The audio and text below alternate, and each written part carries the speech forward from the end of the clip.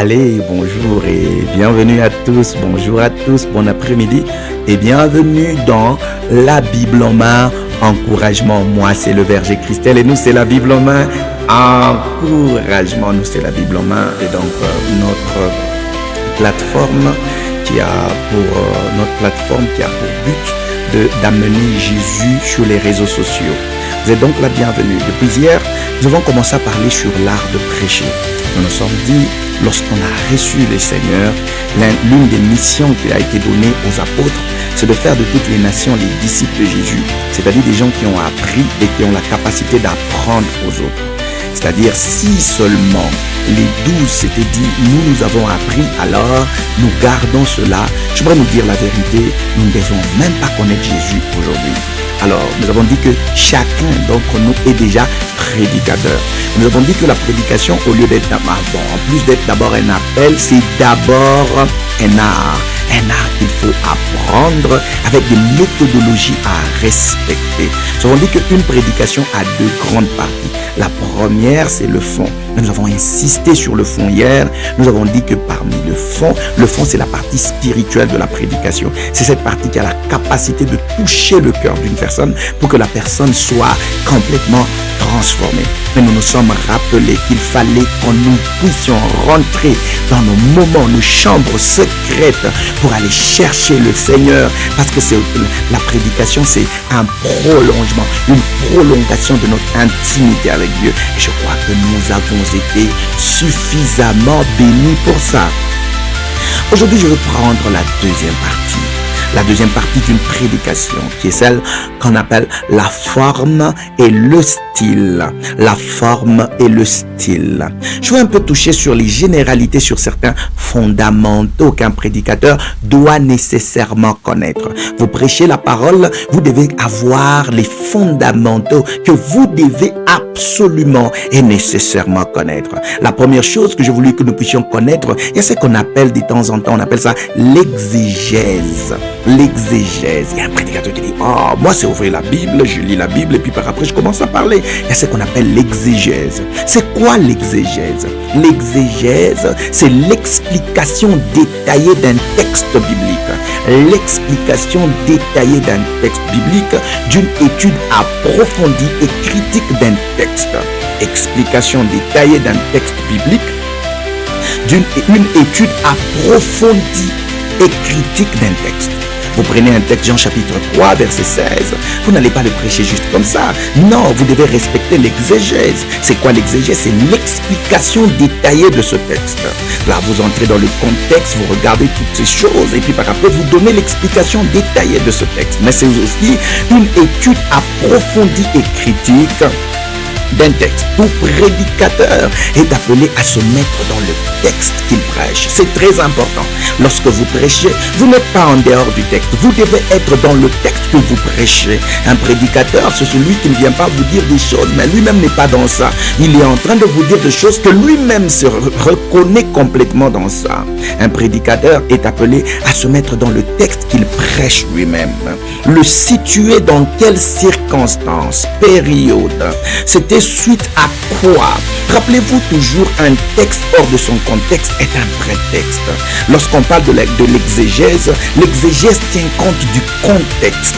Se poser plusieurs questions. Quelle était la circonstance dans laquelle se trouvait par exemple Jésus en parlant à la femme samaritaine? Jean chapitre 4. C'était dans quelle circonstance que Jésus a dit par exemple que les vrais adorateurs adoreront le Père en esprit et en vérité? C'était dans quelle circonstance? C'était quoi? C'était quelle période où Paul pouvait par exemple dire, je ne permets pas à la femme de prêcher ou de prendre la parole devant les hommes? C'était dans quelles circonstances? Un prédicateur, ce n'est pas quelqu'un qui est juste nourri par les bruits de l'extérieur et des réseaux sociaux et des gens qui peut-être se sont déjà dit, nous on n'aime pas la femme, nous on n'aime pas telle chose, nous on n'aime pas telle chose. Rentrant dans le contexte, c'était suite à quoi? Pourquoi on a dit pourquoi telle personne a fait telle déclaration? C'est très important. Pourquoi telle personne a pu faire telle déclaration? Hyper important. Rappelez-vous, comme je viens de le dire, un texte que vous allez prendre hors de son contexte, ça devient un prétexte. Jésus dit par exemple, il y avait un homme qui a planté, qui a mis sa sémence de blé, et puis la nuit il dort, un ennemi est venu, il a aussi semé l'ivraie.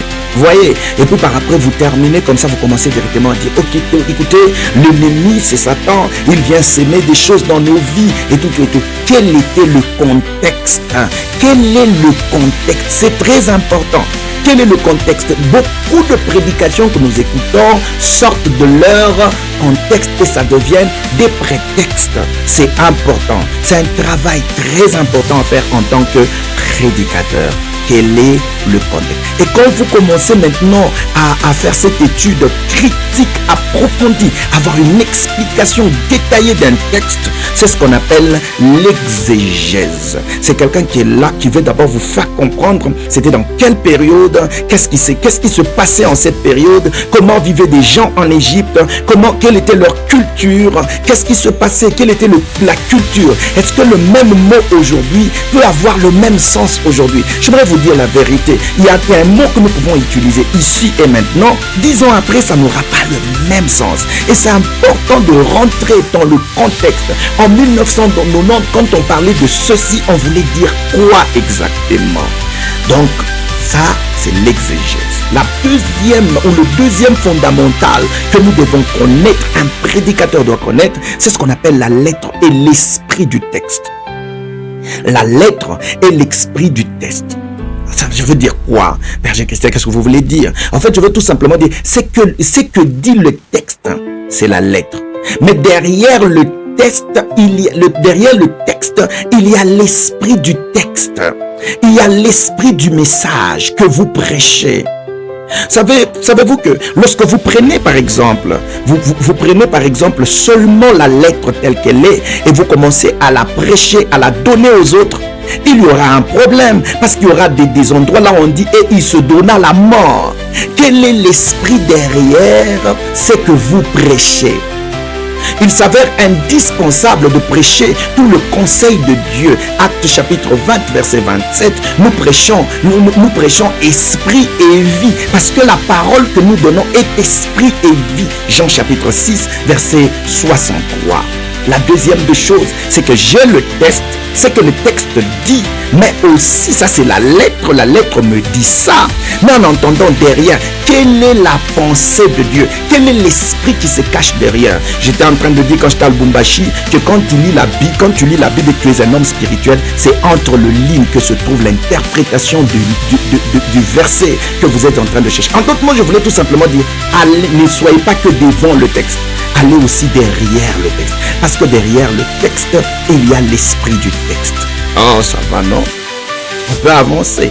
La troisième considération que nous devons avoir, aujourd'hui je veux parler que des considérations, on va arrêter. La troisième considération, soit le troisième fondamental, c'est la rédaction du sermon à prêcher.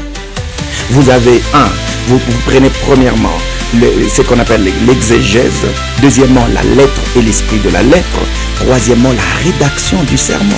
Tout sermon est fabriqué, construit, élaboré. La prédication est fabriquée, construite, élaborée, rédigée par le prédicateur. Vous n'allez pas passer des temps juste comme ça. Vous avez quand même quelques points, ce qu'on appelle le squelette. Vous avez déjà écrit. Pour bien prêcher, il faut avoir un plan. Vous ne pouvez pas organiser un voyage avant de savoir où vous allez et il en est de la prédication. Vous passerez par où? La prédication est comme un voyage. Vous devez planifier. Vous devez avoir en tête où est-ce que vous allez. Il y a des temps forts dans la prédication. Vous devez en avoir. Vous devez savoir que, ok, cette prédication, c'est un peu comme un voyage. Je connais que je passerai par là. Là-bas, ça va me demander de payer ceci. Là-bas, ici, il y a tellement beaucoup de casse-vitesse, il est important que je ne puisse pas rouler très rapidement, otherwise j'aurai un problème d'accident. Et donc même dans la prédication, c'est toujours important. Il en est de même de la prédication. Écrire, avoir un plan. Écrivez, ayez un plan. Et quatrième fondamental, c'est les parties d'une prédication. Je vais terminer aujourd'hui avec les parties d'une prédication. Vous écrivez, c'est vrai, mais vous écrivez quoi? Parce qu'il y a des parties d'une prédication. La première partie d'une prédication, c'est ce qu'on appelle le titre. Donnez toujours le titre de votre message, de votre prédication, parce que toute chose a un nom, en commençant par Dieu lui-même. Vous n'allez pas commencer à parler, vous parlez. Vous ne connaissez pas quel est le titre de votre prédication. Quel est le titre de votre message? Donnez le titre à votre message. C'est important. Voilà pourquoi aujourd'hui j'ai commencé par dire le titre, c'est la deuxième partie qui est la forme et le style. C'est le titre de ce que je suis en train de dire. Par exemple maintenant, donnez le titre. La première partie d'une prédication, c'est le titre. La deuxième partie d'une prédication, c'est l'introduction.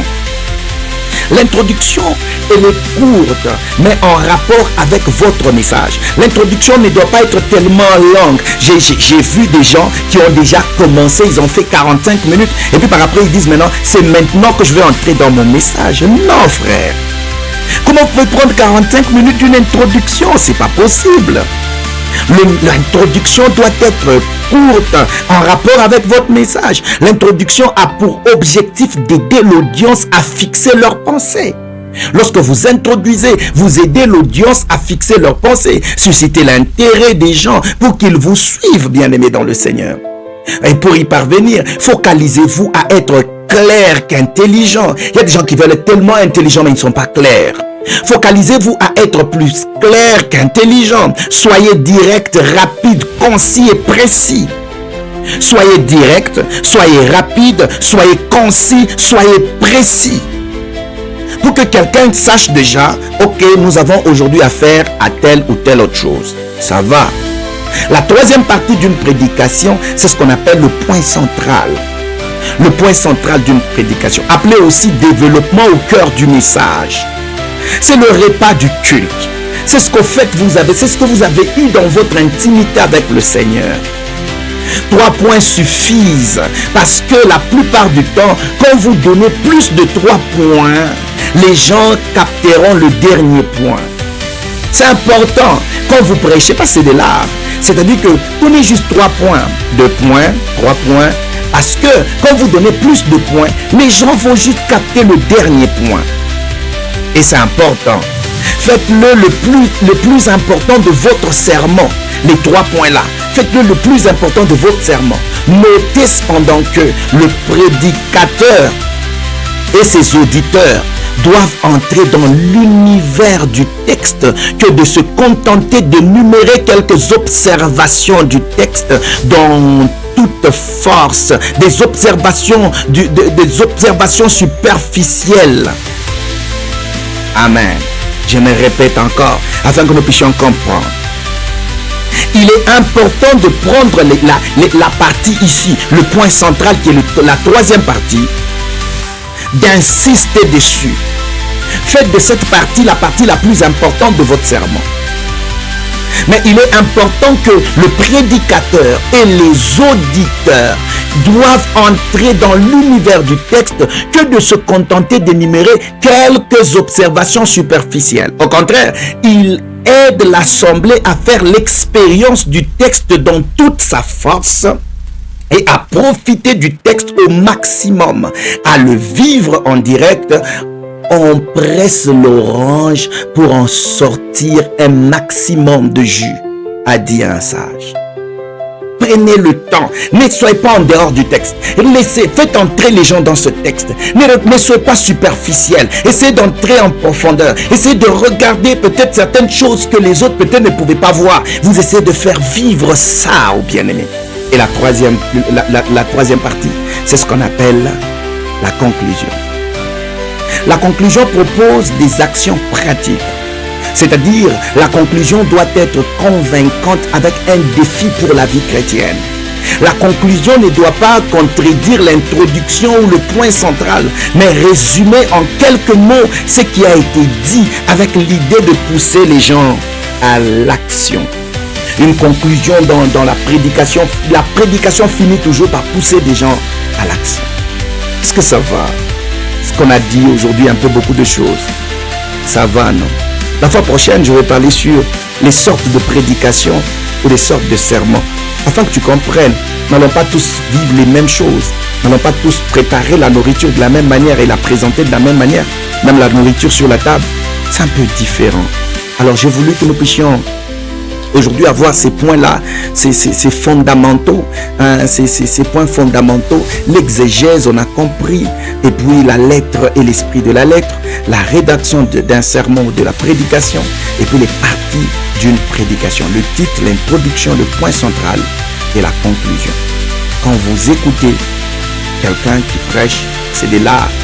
Alors c'est important de suivre un peu toutes ces parties. Que Dieu vous bénisse et que la faveur de Dieu soit complètement sur vous. On se dit bye et à la prochaine. Bye bye.